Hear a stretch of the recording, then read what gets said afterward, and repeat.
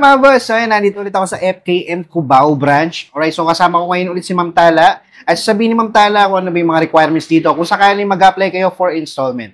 So, sa mga mag-i-inquire po and gusto mag-apply ng installment, ang amin po requirements, of course, 2 valid ID, proof of billings, proof of income, and syempre po, latest po natin na payslip po.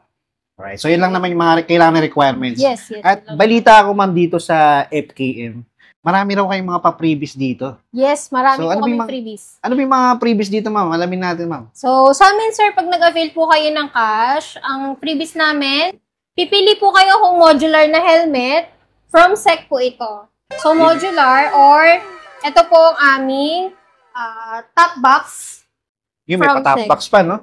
Ang worth po nito nasa 4.2 and then ito namang aming modular na helmet nasa 3.8 naman. Alright, so malaking bagay na yun, no? Yes. So, dito lang yan sa FKM, no? So, bisita lang kayo dito. Invite nyo sila, ma'am, dito sa may branch nyo sa FKM Cubao. So guys, we're inviting you to visit our branch here located at Unit 108A, Hillcrest Condominium E. Rodriguez, Quezon City.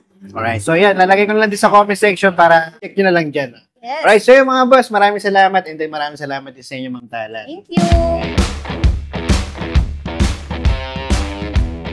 Alright mga boss, so yan, FKM Cubao branch. So nandito ako ngayon. So yan, check natin yung mga motorsiklo nila. Ito, meron silang mga motorsiklo dito katulad nito nga Falcon X400 and then sa mga mahilig dyan ng scooter, meron sila dito nga Maxi Scoot na Stick 400. Yan. So marami kayo pagpipilian dito mga boss. Meron silang glossy white and then glossy gray. And then dito naman mga boss, sa mga naghahanap dyan ng Venture 150, meron din silang available dito. At meron din silang Ultimate Plus.